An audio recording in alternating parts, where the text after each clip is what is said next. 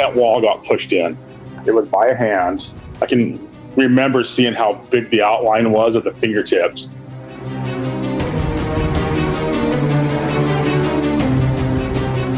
And I turned around and his face just turned white and he ran away.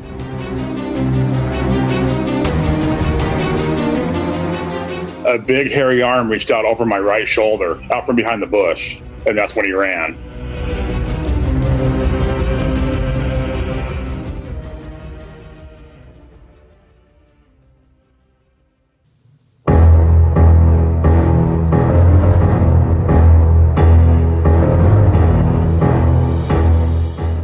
This is the Cryptid Creatures Podcast. I am Brian, and with me, as always, is my co-host Todd. What's up, buddy? You know, I'm just sitting here thinking about how many of these episodes that we're putting out here, and the listens are growing and growing, and I'm really getting excited about it, man. I mean, it's really cool stuff. Yep, I know. This is really growing. I'm amazed. Me too. Shout out to you guys, and thanks for supporting us. We appreciate it. Yes, you guys are awesome. Yeah. So once again, we're going to have a little bit of fun tonight, talking about some Bigfoot encounters with John. Yeah. He has Cache Valley Bigfoot group page, so we're going to talk about that with him too, but we're going to hear his encounters as well. So, little plug for his group page. There, go check it out if you're looking around the Facebook. I think he's wrote a couple books, so we'll get into that too. He has. Yes, he has, but we'll talk about that too, I believe. All right, man. Let's bring him on. Let's not waste any more time. Yeah, let's get him. All right, here we go. Hey, John. How's it going, man? Good. How you doing? Good. Thanks for coming on and talking to us. Yeah, anytime. Yeah, glad to have you.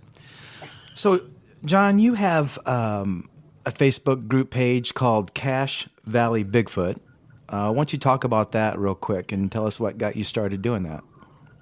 I started that page because I was off Facebook for like 4 or 5 years, and my friends, after I wrote my book, they kept telling me to get on there because there's people who keep asking why I'm not on there. So I finally made a page, and it's just blown up. And I've been a believer since I was 12. That was my first sighting. I was 12 years old, and wow. Ever since then, it's just I've collected stories, and I talk to people, and I'm pretty open about it. And it's kind of nice, having people come up to me, because I have my car all decorated, with Sasquatch stuff on there, and and someone will see it and wait for me sometimes and talk to me about it. So yeah. Cool. And what area are you in, John? I'm in northern Utah. I'm currently in Texas right now. My wife's has some health issues, so we're down here doing some medical stuff. Okay. Sorry to hear that. Yeah, thanks. Why don't you tell us about your encounter then when you were 12? Where were you? What was going on? And so my first encounter, me and my friend Jimmy were on the golf course up in Smithfield, Utah. And we were down in the gully, and we were trying to find golf balls, because back then, if you found golf balls, you could sell them back to the club. And so we went in early spring. There was still some snow on the ground and some ice. And we were down in this gully, and we came out the one end of it, and in between them, there was a golf cart path, and we found a dead deer. It was a doe, and its neck was snapped in a weird position. And we're not, afraid of seeing dead things, because we've hunted and fished our whole lives. And, our neighbors would hang deer in the tree during the, after hunting season. And so, it wasn't really shocking to us, but how the neck was snapped, it looked weird. And we thought it fell on some ice. And we looked around, and there was no ice. And so right behind the deer, there was a big old bush. So I walked over to the deer. I was looking at it, and Jimmy was behind me. And I turned around, and his face just turned white, and he ran away. And I thought he was just joking, because sometimes, that's how he was.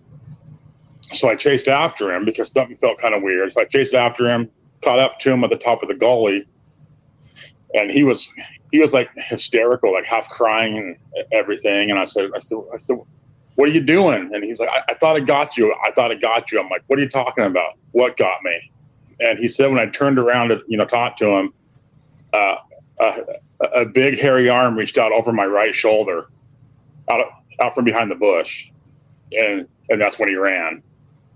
And so I was like, yeah, right, And so we were talking, and all of a sudden we heard this roar, scream, whatever you call it, come out from that area. And we heard heavy steps, and it was running up towards us. We didn't know what it was. And it was coming up towards us, our side of the gully. And and I told him, I said, so I backed up and we grabbed some rocks that were right there by the edge of it. And we backed up to this, because I thought it was going to pop out right in front of us. But then it made a quick turn and went down the gully and up the other side and popped out the other side. And it was a big brown blur of fur, but it was running on two legs.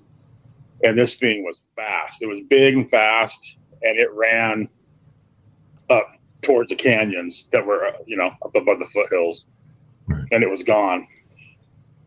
But yeah, it happened real fast, but yeah, it was scary. Did you see any details of anything on this creature? Or? All I saw was the fur or hair. Sorry, the hair, and it was flowing, but it was big and tall, on two legs. That's all we saw in detail. He saw the arm and the hand, and he said it was a hand that was over my right shoulder. So like it wasn't a paw, it was a hand, is what he said.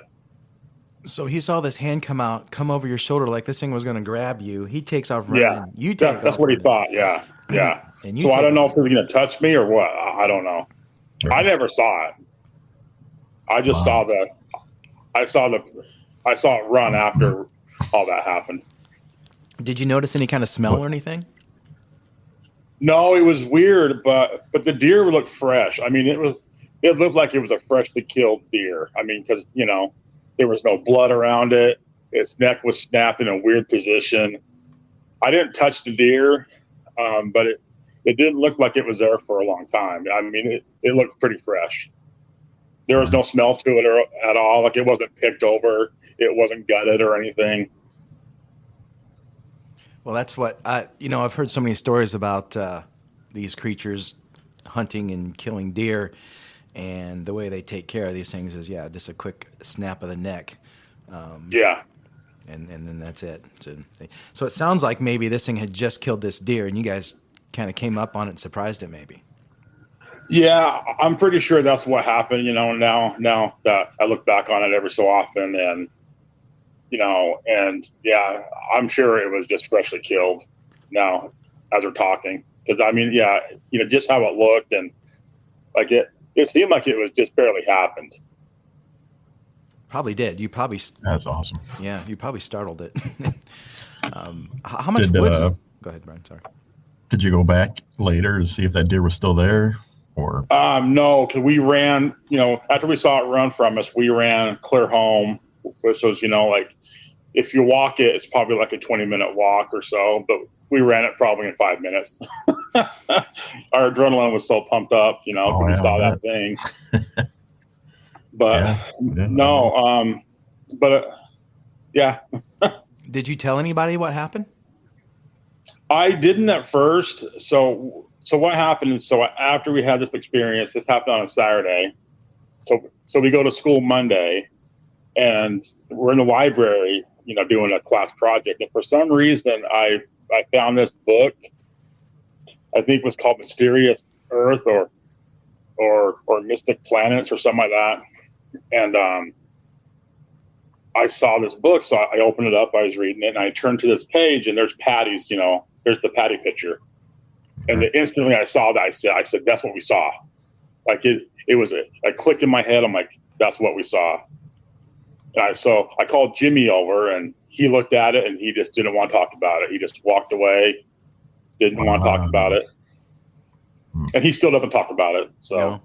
You guys still friends today? Yeah. So what else happened to you? You said you had more than one encounter? Yeah. So like a week later, this is another story. So we were just over the canyon from the golf course. We were up Hyde Park Canyon, and Hyde Park is where I'm from. And this is me and my friend Brett. And we were up on three hills. We had all these names for all the hills up there. And we looked across the canyon, on Cedar Hill, and there's a little cave. It's called Devil's Cave, or that's what we called it. And we've been there for years, and I noticed there was a tall brown thing against the wall of the cave on the outside of it. And I said, well, that's weird. I've never seen that there before. And he looks over. He's like, oh, it's probably a dead tree. It came down the hill. And I said, yeah, probably true. So we started hiking. We're trying to find some deer sheds and stuff, and we didn't find any. And I looked back over the hill, over across the canyon. That brown thing's gone. I said, Brett, it's gone.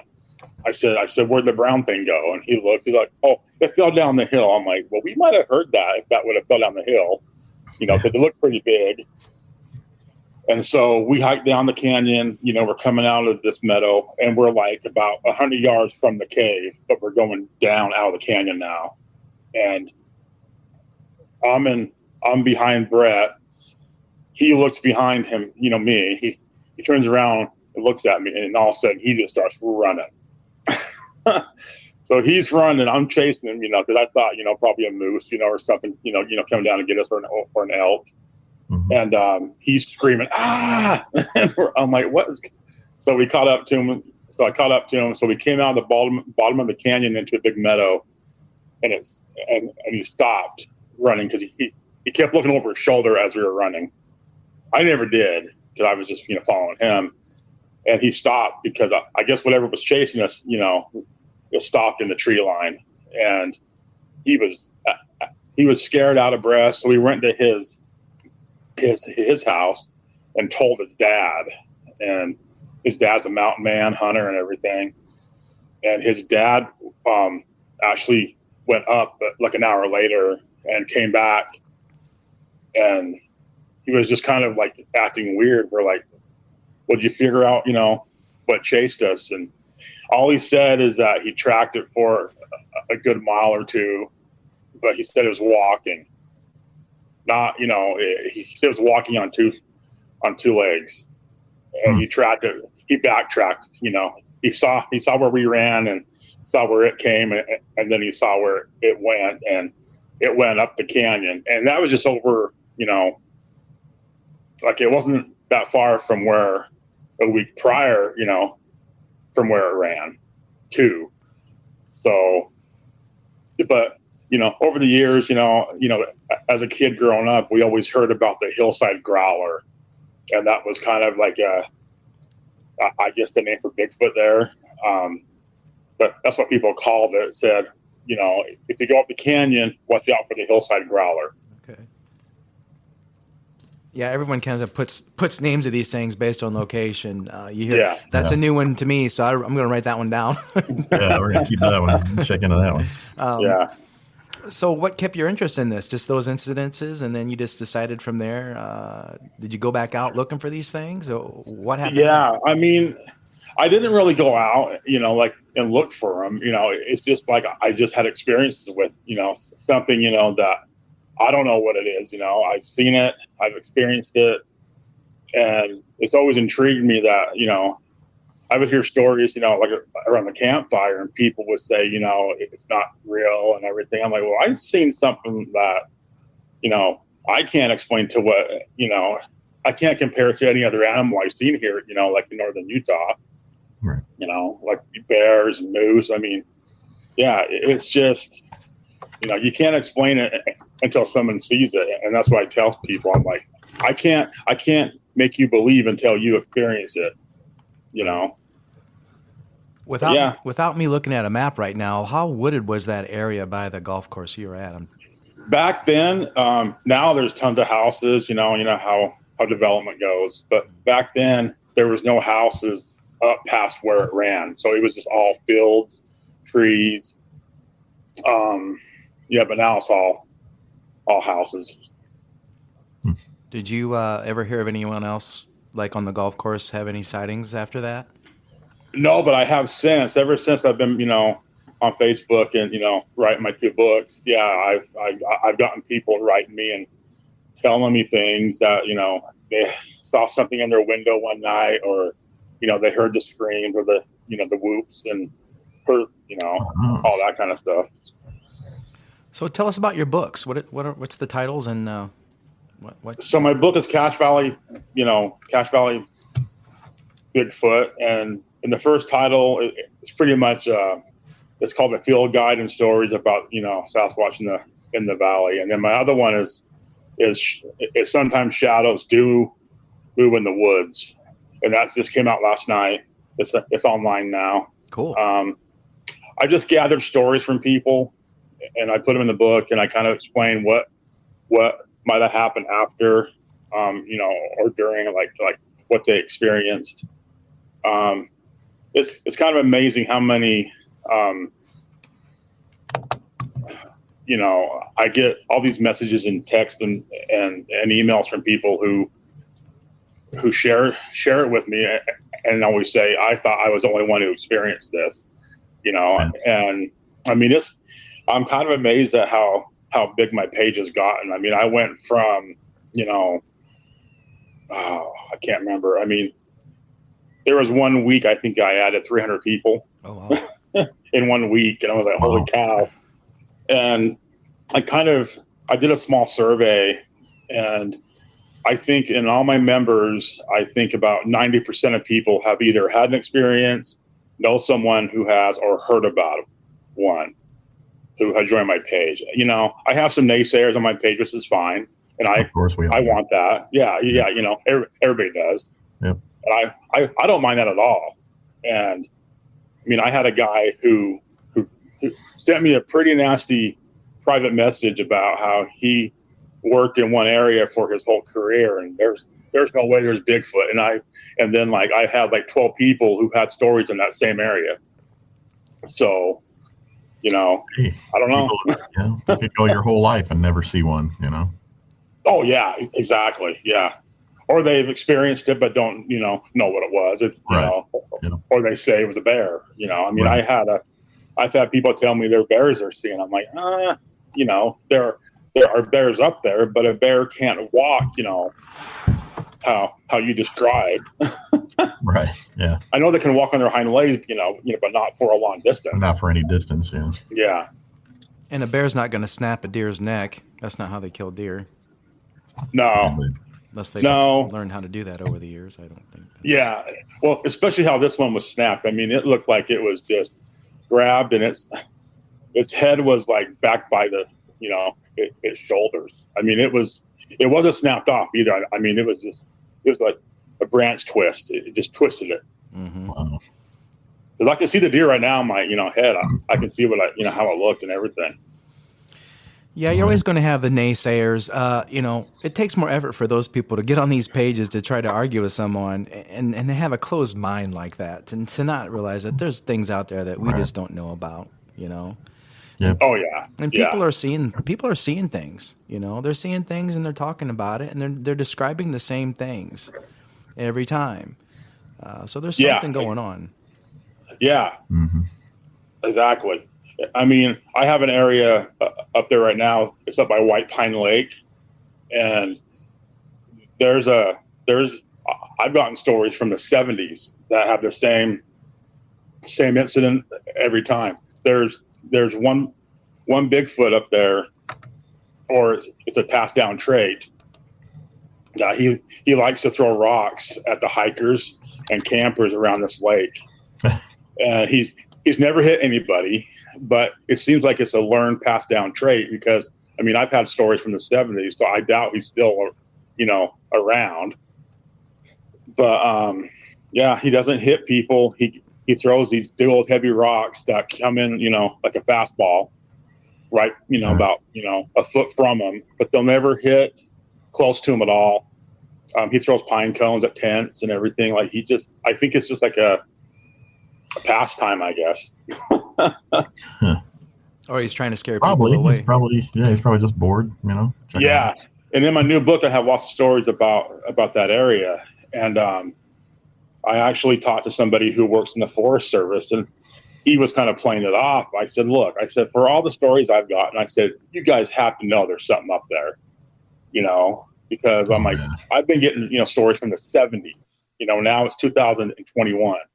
I said, that's 50 years. I mean, come on. Yeah, there's something going Yeah, on. they know what's going on. Oh, of course, yeah. Yeah. I'd like to talk to some of those forestry guys. Yeah, it's fun, because I tried to do that too, and I've talked to some sheriffs and highway patrol who did the canyon up there, and I gave them my card last summer.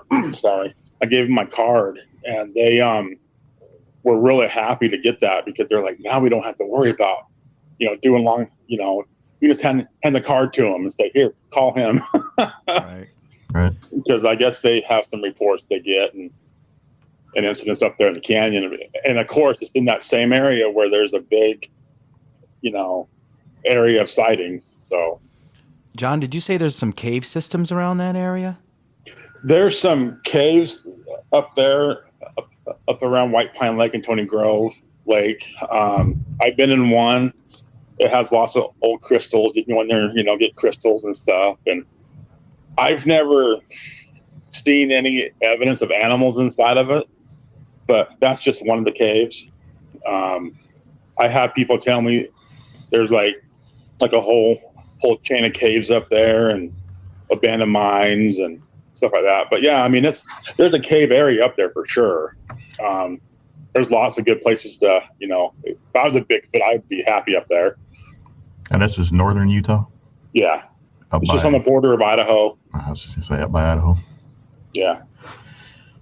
Yeah, there's a lot going on up there. A lot of lakes, a lot of... Yeah, I mean, I was really surprised at how busy it is up there with sightings until I got my page started, and I kept, hearing stories and getting stories. And, I've talked to people out in town who saw my car and saw my stickers, and they're like, and it's been kind of fun, to see that they're not the only ones that experience the same thing. And some of them have experienced it like in the same week. They don't know each other, so. Right. But it's a busy area. Like if you guys saw the one, there was a video last year that came out from the Rocky Mountain Sasquatch organization. Who did a comparison of the Peter Stinks. That's in that same area. And that's a cool video that they did a comparison on.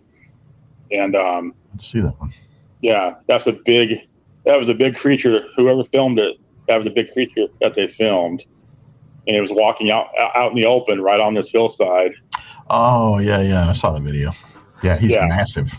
Yeah, that's not far from anywhere up there. So White Pine Lake and Tony Grove is just like maybe 5 miles away from there, maybe 6 miles up. So I mean, it's in that same general area. How would I find that video again? I would go on YouTube and I would type in the Rocky Mountain Sasquatch organization. And I think it's called the Sinks video or Peter Sinks or the Sinks video. Okay. So they do a comparison. Back to your encounter, what do you think this thing was going to do if you didn't take off running? Do you think it was going to grab you? Do you think it was going to touch you? Do you think it was just curious what the heck you were? And was it close enough that it, I guess, could have touched you? Well, on the golf course, I think he said it was pretty much going to, it was right over my right shoulder. So, I mean, it had to be real close. I don't know if it was going to touch me and that's it or grab me. I think the one that chased us, whatever chased us wasn't going to, grab us. Because, I mean, as people say and some researchers have said, like, if they want you, they'll get you. Oh, yeah, for sure. And, yeah, for sure. I mean, I had one, I'll tell that story in a minute if you want. But, so I don't know what it wanted. I do believe there's a curiosity with kids. And I kind of have that hypothesis where it's kind of like a lineage of mice and men kind of thing, And so that's why I watch my daughter real close when she's out there in the woods because I'm like, I don't know. You never know.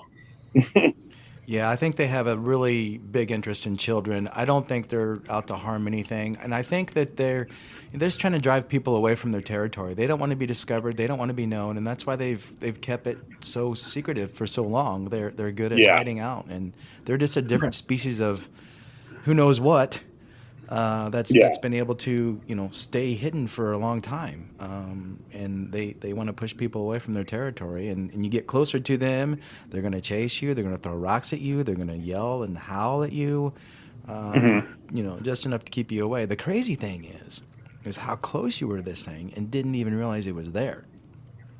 Yeah. Oh yeah. Yeah. I tell people that all the time. I tell them that all the time. I mean, there was a study done by there was a graduate from Utah State who was doing her undergrad, and she did a survey of, she had game cameras all over the area. And she said, well, in her study, she found out that there were mountain lions in all these areas of the valley, the mountain.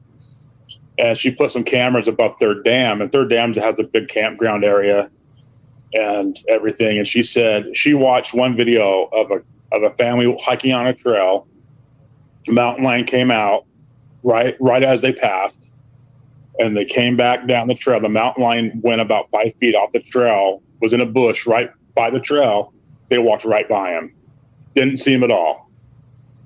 And I was like, that's amazing. And she's like, I wonder how many people walk by these things and don't see them. Right. And that same as Bigfoot. I mean, I'm sure I walked by him on a trail, didn't see him. I'm sure of that. Same as mountain lions, same as moose. I mean, I've walked by moose and didn't know they were there. Yeah. Mm-hmm. Brian and I have been in some pretty remote areas out in Oregon and Washington area, and I'm pretty sure the same things happen with us. We've probably been really close to some and not even known it. Yeah. They're just masters. You're from Oregon and Washington? That's cool. I was born in Cedar Woolley. Well, we're not from there, but we go out there. Where were you from? Okay. A couple times a year. I'm from Utah, but I was born there. Okay, I gotcha. So you had made another comment about something else another encounter that you had or an incident? Yeah, this happened. Oh my gosh, when was this? Like in '99 or 2000? I can't remember the exact year because they all run together now. I was camping in the Wind Rivers in Wyoming, at Big Sandy Lake, and I was up there by myself. It was the end of the summer, pretty much. There was it wasn't really busy. I only passed 2 hikers coming in as I was going in, and so I was there by myself. And I was fishing and stuff. And my last night there, I was fishing. I caught some fish. I cooked them down by the lake. And across the lake was a rock slide area. And I kept hearing these clacks, like there's something hitting rocks together. But I thought it was just rocks falling down off the hill onto each other. But it sounded kind of like, it was in a rhythm. But I just played it off like it's just rocks falling. So I go to camp. I get camp all broken down because I was hiking out the next morning, and I was in my tent. Oh, sorry. So right before I went to bed, I thought I heard a whoop or a howl across the lake, but I thought that was probably a coyote or something. So I got in bed at about 10 o'clock. So about 2 o'clock, I'm laying there. I woke up wide awake, and the weird thing is when I woke up, I knew there was something in my camp. And I noticed that everything was dead quiet. So I'm laying there on my back and I look up and I have one of these old army tents that slant over your head.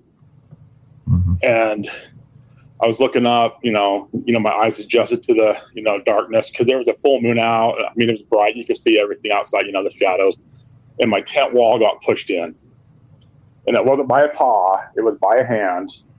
It got gently pushed in right over my head, and I can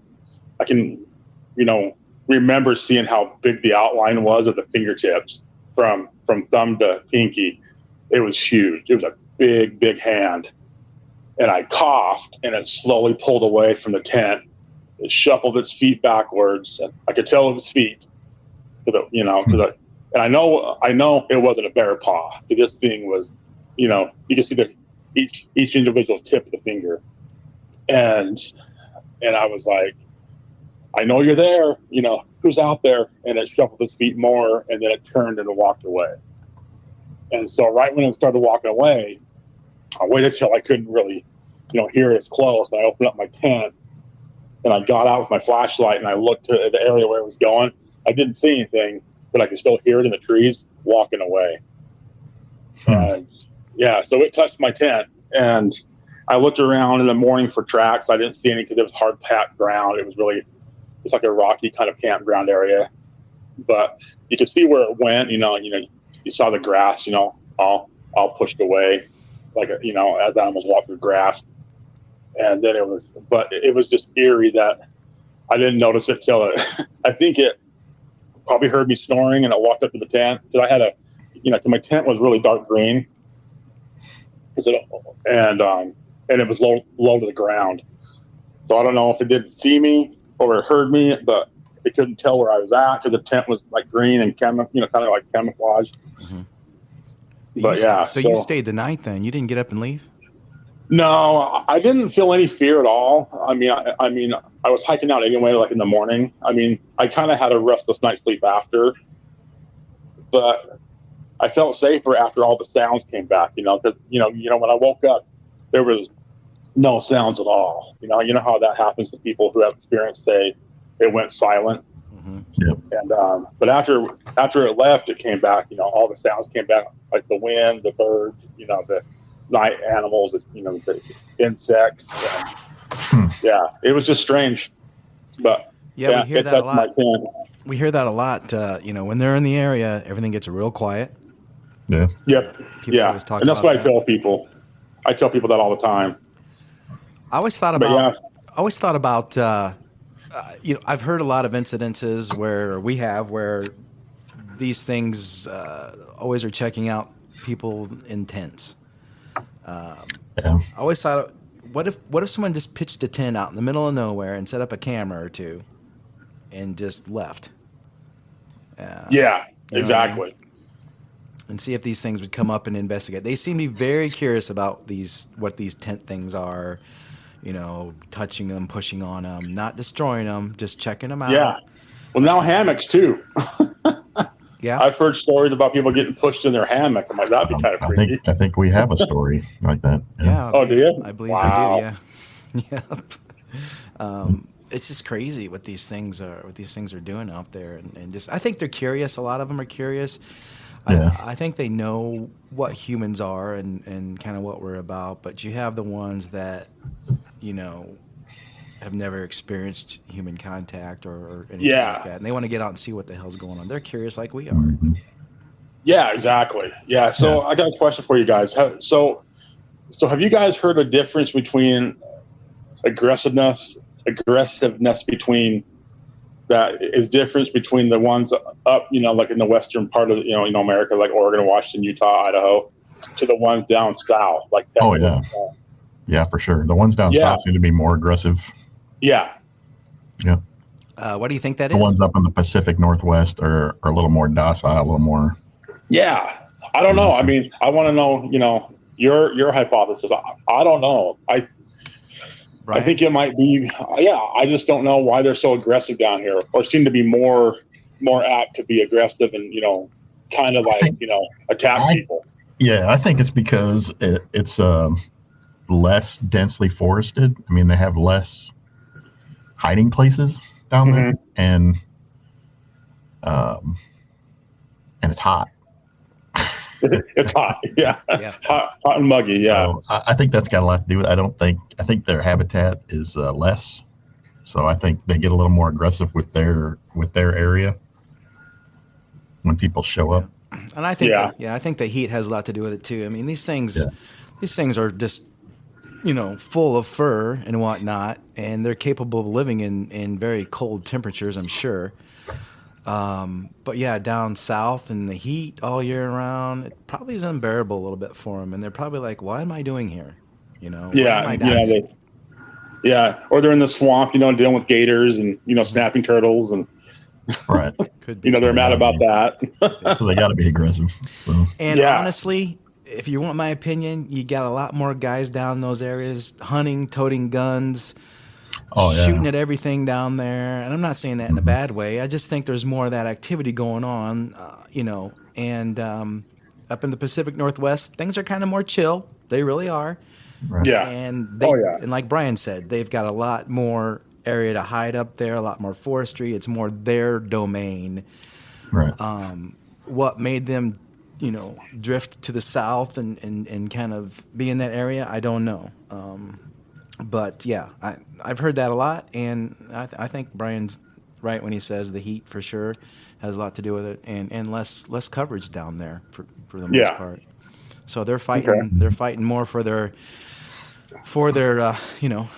lives down there as far as not being discovered and whatnot. Right. And it could be a difference of I think environment does a lot to it. It's like me, living where I do. It's like, why do I stick around here and deal with these winters and these cold, and it makes me grouchy. It makes me Every grouchy. year. Yep, every year. It makes me want to throw rocks at people. So Yeah. I mean, So I get it. yeah, it's hard to say. It's hard to say. I think there's different species of these things, or different kinds of these things. You've got the orangutan-looking ones down in Florida, the skunk ape kind of thing.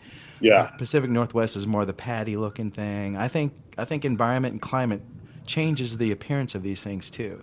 Mm-hmm. Yeah. Because Oklahoma, they're always kind of like a reddish color in Oklahoma on the Red River and that kind of area. Yeah, no, I agree with you. Yeah, because I've heard from people here in Texas, like they seem to be more aggressive and more apt to actually, Right. So especially in Northeast Texas, we've heard some they'll do pretty a bluff charge. I mean, I've never been charged at all by one, but man, I wouldn't like it. Well, no, that would be that would not be desirable. You almost got grabbed by one, for God's sakes. It sounds like. Yeah, but I didn't know it was there. Probably a good thing. Until we heard it running up towards us, we're like, okay, there's something here, and then it popped out the other side of the gully, and it was gone. But I was like, I don't know. But I just think they're more like people. You've got different dialects of people. You have Oriental people. You've got your European people. Your Indian people, Middle Eastern people. Yeah. I think the same goes with them too. And I think they have temperaments just like people do. You got some people who can be nice as anything, and then you've got people who are just grouchy all the time. Yeah, it's true. Yeah, I was talking to a friend of mine, and we were talking about how in movies with Bigfoot they always make him really mean and aggressive and violent. And I was like, everything I've experienced, has never been that way. Mm-hmm. And I was just like, and he agrees, well, it's for the show, it's for the audience. I said, yeah, but, my experiences, have kind of been like, here in the Hendersons, where it's like gentle and it's like not aggressive and, right. Only mean when it has to be. And so. Yeah, out of the interviews we've done, I would say most of them seem to be more on the easygoing, docile side. There's some that are out there that definitely can be dangerous, and a lot of people think that they can be dangerous, and they probably can be if they're provoked. Oh yeah. For sure. Yeah, I mean, I've been paced out before. I was walked out of an area, and I knew, like it was weird, like. I crossed this one trail, and all of a sudden I was like, I shouldn't be here. And sure enough, I heard something pacing me, and it pretty much walked me out. Yeah, I mean, for those people out there who say, "Oh, Bigfoot's not real. There's no way." Blah blah blah. These are people that probably don't get out and do a lot of hiking in remote areas. If more people get out in those areas and in places like you're talking about, I think they're going to be more open-minded about what can be out there. Yeah. Yeah. So too. Yeah. You take mountain lions, for example, like we were talking earlier. I think more people are probably seeing Bigfoot than they are mountain lions. It's tough to see one, They don't want to be seen. You're not going to see them. That's true. Yeah, exactly. I mean, I've walked into, I worked in Alaska for a few summers, and I watched a moose vanish in front of my eyes. I mean, I was like 20 yards away from it. It walked into these trees. It was gone. And I could have, and I mean, it camouflaged so fast. Mm-hmm. And I was like, and I was that close to it. And it was a big old bull moose. And it was, it was gone in the tree. I didn't know where it went. Right. It So happened that fast. Yeah, most people that don't live in those areas or have never been to those areas don't realize just how dense that forest is. No, I mean, no. we have forests here, but it's nothing like the Pacific Northwest or Alaska or anything. It is amazing how thick and dense you can get lost stepping 5 feet into those woods. Yeah. I mean, I got lost for 20 minutes in the redwoods in California, and that freaked me out. I was on this trail, and I thought I was on the right trail, and I got lost. I was lost for 20 minutes. My family couldn't find me, and I couldn't find them. And yeah, I got scared a little bit. Sounds like you got lucky. Yeah. Oh yeah. Too. John, what do you think Bigfoot is? Oh my goodness, I don't know. I asked Jeff Meldrum this the other. I went to his lab this past spring. Awesome. No kidding. It was great. It was awesome. I don't know. I don't know if they're. I don't know. I know they're a creature. I don't know. I know they're, they're more human and hominid than. I don't know. I don't think they're alien. I can't get there yet. I know people do believe that. Right. I just think they're a primate, undiscovered, as Jane Goodall says. She hopes there is, something here. I don't know. I can never answer that. I don't know why. It's because nobody does know. Because nobody knows. I mean, there's no right answer. I just like to hear people's opinions. If you ask mine, I think they're just kind of a lineage that's kind of branched off and kind of went, developed in their own way. You talk about mountain gorillas and Jane Goodall. I mean, we didn't discover mountain gorillas till what, 100 and some years ago? The early 1900s, yeah. Yeah. If you got a species that's smarter than a mountain gorilla, that may be part human or have human traits, of course it's going to be a lot harder to find these things. And if they want to stay hidden and they have the mobility that they do, and the strength, the size, come on. I mean, like Brian said, you get out there in that wilderness out in the Pacific Northwest, there are thousands and thousands and thousands of acres of dense forestry people have never touched out there. Mm-hmm. Oh, 100%. Yeah, oh, yeah. Yeah, I mean, it's like when I listened to the podcast with whoever podcast it was, but they had on Les Stroud, and a Survivor Man, and he said people don't understand how vast it is, and they asked him, well, why haven't they found a body? And he says, in all the years I've been in the backwoods and middle of nowhere, he's like, I found one bear, and he said there's 35,000 bears alone in Oregon. He said I found one. Yeah. He said, the forest just takes everything. And that's Les That's Stroud. what I tell people. That's Les Stroud, who's out there all the time. All the time. That's what he does for a living. Yeah. Exactly. And that's what I tell people. My wife is not a believer at all. Mine's not either. She thinks I'm crazy for thinking this, but she supports it. But we were just down in Kentucky, Tennessee area recently and took her out in the wilderness a little bit. We didn't do too much hiking, but driving around and getting back in some of those mountains. Mm-hmm. And she made a comment. She's like, there could be things out here that people don't know about. Mm-hmm. She's not saying she believes in Bigfoot, but she understands that vastness out there, that things could live out here and no one would ever know. Yeah, for sure. Yeah, that's how my wife is too. She doesn't believe. She wants the body, and that's what she wants to have, for proof. And I mean, I took her to the Sasquatch outpost in Bailey, Colorado, and we went through that whole museum, and she still couldn't come out of there as anything but, I don't believe. I'm like, how? You saw all this stuff. Man. We should be living out west, man. This Indiana crap is. Brian, we're taking the show on the road. Let's go. That's right. We're out of here. Hey, you should. We're gonna come by. Cool. We're gonna come to Utah first and check it out. Yeah. Mm-hmm. No, that'd be cool. We would if we could. Believe me. And another thing that I thought about too. It's like if these things can stay hidden like they do, on top of the fact that I believe the government knows about it and covers it up.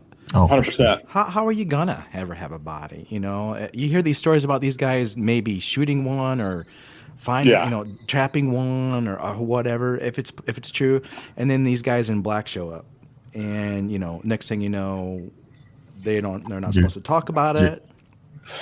where somebody's just going to have to be quick about it. Somebody's going to have to shoot one or trap one or something, have a camera right there, Yeah, and get I that shit actually, uploaded or given to a reputable news outlet if there is Yep. one left. yeah, I have a story in my in book number 1 where there was a father and son that were hunting, up Logan Canyon, and they were across this a valley from one. They actually saw it. They got it in their scope because when he said when they first saw it, they thought it was a black bear, and so he got it in his scope, see, and he said it wasn't a black bear. He said it was a Bigfoot. But he said when he tried to get it on his phone scope, reattach his phone scope to have it recorded, it was gone. And he said, "How can it vanish that fast?" I said, "They do, They do. and it happens all the time." But he said he had it in his scope for a good 10 or 20 seconds, and then he hurried and grabbed the recorder, and it was gone. He took his eyes off it, and I said, imagine the government, they have all that kind of stuff, and they know it's there. Oh, yeah. Have bodies and everything. Oh, yeah. Yeah, we've heard stories about helicopters flying in, taking some of these things out that were nuisance ones, and I kind of feel like they have. I don't think I think that they're like alien or anything like that, but I think they have some special capabilities. I don't want to say powers or anything like that, but I think they kind of I agree. They sense electromagnetic things, cameras, stuff like that. Well, yeah, I think they're just more in nature in there with their environment, so they know when foreign objects are introduced into their environment. Yeah. Oh, for sure. Yeah. I mean, I put some game cameras out in the areas where I thought it'd walk through, and I only caught cows and moose. I did catch something weird on my game camera. I have a segment of photos on my page if you want to see them later. I got this weird light and weird reactions on my camera, and that was strange to me. Yeah, I mean, I tell people, about Mount St. Helens eruption and the bodies there and how they were taken out, and they're shocked. And I was like, hey, there's plenty of stories about Mount St. Helens eruption, and Bigfoot. And I don't know about the one story. I'm sure you've heard about the one that was walking around with the army and leading them to areas and howling or whooping. And I'm like, I can kind of hope that's true, but you never know. Right. We've heard that story several times where this Bigfoot was showing the people where these other Bigfoot were that tried to save them or something like that. Yeah. There's just so much. And those people that say, oh, no, it's not real. It's not real. Well, read about it, do your investigation, hear keep an open mind and listen. And then you can make a decision from there. And a lot of people are going to say, hey, not until I see one, not until I see a body. I'd love to see one. Brian would love to see one. Oh, yeah, for sure. But we believe that they're there. There's too much proof. These footprints, encounters. I mean, the similarities. The stuff that you talk about, John. You wrote 2 books.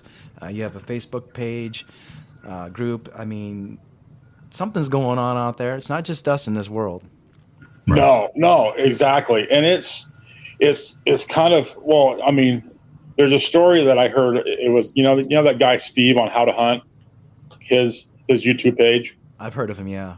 Yeah. Well, he reads stories that are sent to him, and there was one actually from northern Utah, and so this guy he was up hunting, and he found this area where there was all these kills, like a graveyard kind of thing. There's all these bones and everything, and he got a weird smell. And got chased out of there by something. So he went and told the Forest Service, and he feels bad about it now. But he said it's funny. Like a week later, he goes back up there, to where he said the sighting was happening. This stuff happened. It was all burnt. Oh, okay. He's like, there were helicopters. He said the area got, somehow burned in a fire, and all that stuff was gone. Interesting. So he's like, I made a mistake. He's like, I told the authorities about something that I probably shouldn't have said, because he's like, it's just weird how that area all of a sudden got burned after I said something. Yeah, I think if I were to, let's say I'm out and I just happen to find and shoot a Bigfoot, and I was able to, kill it. I'm not pro kill necessarily. If that's what it takes, then that's what it takes. But I think I would try to take maybe a hand or a finger or a toe or something like that, and get it straight to Mr. Jeff Meldrum that you were talking Exactly. about. Yeah. Exactly. You guys need to go to his lab. I'd love to. We would love to. I'd love to get him on and talk to him, and that's what Yeah. we're How going to does try that? to do. How does that work? Do we call him? Do we email him? Yeah, how did you get in touch with him? I just emailed him for, through his professor email, his school email, and he's pretty good about getting back pretty fast. It depends what he's doing, Mm-hmm. and he's a real nice guy. He's really open. He's really nice. Yeah, his lab was fun. I took my daughter up there with me, Oh man, I bet. and she loved it. Love to go. She had a ball. Yeah. Yeah, but I mean, his lab's amazing. Yeah, we'll have to get in touch with him. Yeah. Oh, reach yeah. out to him, get him on. Yeah, he's really open about everything. He's really nice. I mean, it was just random. I just emailed him and say, hey, can I come to your lab? He's like, sure. The only thing he says, if you go to his lab, he wants you to buy a track, which is Not a fine problem. with me. Yeah, No, it's fine with fine me. with Yeah, I'll buy several. I can do Yeah, that. yeah. I'll put them And in he my even yard signs as them. decorations. Oh, yeah. He even signs them too. So, Awesome. Oh, cool. yeah. So, I mean, it's not far Is at that all. the University of Idaho? or- Idaho State, yeah. Idaho State. Okay. Okay. Yeah. That's in Pocatello. So, what? Yeah. Give us the name of your books again. Cache Valley Bigfoot. It's a field guide and stories of Bigfoot in the valley. And the new one that came out last night is Cache Valley Bigfoot. Sometimes the shadows do move in the woods. Okay. For our listeners, And if then they I want to have- get a copy too. Yeah. Yeah. I don't have any signed yet. Sorry, I haven't got all that taken care of. That's all right. So, but no, yeah, but I'll get some books here and I'll sign them, and then I can send them out later to people who buy them from me, in person or Mhm. on Facebook. And no, I'm hoping to keep, it keeps growing, and I appreciate being on the show. Thanks for having me, and hopefully it's a good one. Yeah, we'll promote you too. The So, pleasure is ours. Yeah, I appreciate The it. pleasure is Absolutely. ours. We appreciate Yeah. it. No, it's not a problem. I'd like to do it again. No, I'm kind of nervous about doing these kind of things. 'Cause I've only done a few, but I'm getting more comfortable with them. Yeah, you did good. Yeah, that's a good one.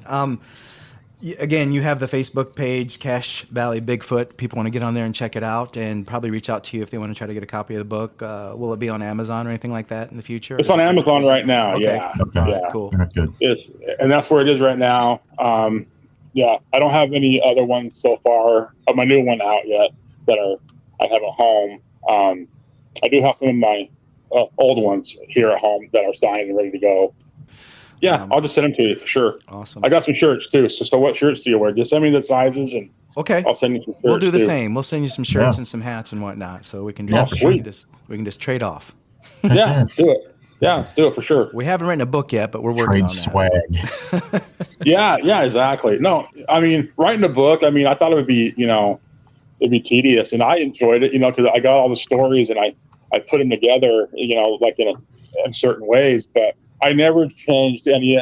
So here's what I do. So I get the stories, and I made a promise to myself that I've submitted stories to books, and they've changed everything. And they added details that I never, wrote, or they did this and Yeah, that. we've heard that before. And so I was like, you know what? I'm not doing that. So I had some reviews on my book last year that said, oh, his writing sucks. It's just horrible. And so in my book this year, I wrote down, I said, here's why. I don't change anything. I don't change how they write, because most people will write how they talk. Right. And so I do it as that. I do, add, probably, a space here. And, I do spaces and paragraphs, and, I break it up, but I get these, long emails that are all one long sentence pretty much. Yeah. And so, I go in and out commas or periods and that's it. Mm-hmm. But I'm not going to add details. I'm not going to, make it more scary as happened to, my books and happened to my stories that I've submitted. And so I'm like, I'm keeping it how they wrote it. Right. And that's how you should do it. Yeah. I mean, I had one story and I was really upset that he added details and some other stuff. And I was like, oh, it's not how it happened. Yep. Find a different publisher at that point, I guess. I don't know. Yeah. Well, I submitted a story to a guy. Yeah. And he used it and added lots of details that I didn't write. And even my wife's like, you don't, talk that way or write that way. I said, no, I don't. And so, yeah. Okay. You want to put it down in your own words. We totally understand that. And yeah. that's why we're doing this show, so you can come on here and tell it how you want to tell it and get it out there to the people. So, well, John, we appreciate you coming on once again, man, and sharing this stuff with us. It's awesome. Yeah, that was great. Yeah, thank you so much. We'll get your book and read it and get back with you and talk some more down the road here. Yeah, let's do it for sure. Yeah, I'm already planning on book number 3, and but I'm gonna branch out from up in Utah. I'm gonna branch out into Idaho, Utah, Colorado, Wyoming, and call that kind of stuff and do a regional one. Yeah, and so it's a lot of work. People don't realize how much is involved in this. Just Brian and I doing the podcast, what it takes, and trying to go to shows. And we haven't gotten out into too much excursions yet, but that alone is a lot of work and a lot of money. It's nice. Yeah. I'm planning on going to Utah next year for at least 10 or 12 days with, go back to visit family and stuff. But I'm going to do a book signing at the library, hopefully, and that'd be cool. And some other things. But yeah, I need to get out to some conferences. I was going to go to the one in Utah that happened in October, and I was invited, and I was going to be a speaker, but everything kind of fell through at the, like a few weeks before. I got a job promotion, and my wife got real sick, so I'm like, I can't do it. Yeah. So I had to back out, which is not fun. I let some people down. It's a lot of time and planning for sure. Yeah. So hopefully, I'm going to do some conferences coming up in the spring or early winter. I think there's one coming up, I think here in Texas in January or February. So I might go to that one. So well, hopefully we can meet up at one sometime down the road here soon too. Oh yeah, heck yeah, for sure. Cool. Do a live show together. I need to come to Indiana. Yeah. Yeah, for sure, man. Oh, are you coming to Indiana? Sure. Yeah. I would love that. We'll let you know which one we're going to, and maybe we can meet up some point. For sure. Excellent. Well, man, thanks again. We appreciate it. Yeah. Thank you. I'll talk to you online. Sounds good, thanks for taking the time. You take care. Have a good day. You too, buddy. You too, John. See ya. Yep. Bye. Can you imagine? What if that thing would have grabbed him? We probably wouldn't have been talking to him. What the? That's amazing. I'd like to talk to his buddy who actually was the one that saw the arm come out and then his face turn and take off running. Yeah, but apparently he doesn't want to talk about it. So. Right. Yeah. Good stuff, man. Good stuff. This stuff is just, you can't make this up, No way, man. There's too many people out there with the same similar stories, and it's just can't be coincidence. So no, definitely not. With the neck snapping of the deer, sounds like they just kind of interrupted its meal. Times. Yeah, definitely. That thing be hanging around a golf course though, that's kind of scary in itself. They who was I watching? I think it was Finding Bigfoot, and they were talking about that golf courses are popular places, man, for some reason. Must be, well, there's probably a lot of deer running around there. I don't blame them, so. For sure. Man, once again, thanks for hanging out with me. It was a good episode. Oh, man, yeah, always fun. Heck yeah. We'll keep getting some good content out there for everyone and finding good encounters to bring to you guys, and we appreciate it. So, as always. Keep listening. Keep giving us the follows and the rates, and we'll keep it coming. Absolutely. Till next time, my friend. Have a good one, bud. Pleasure. See ya.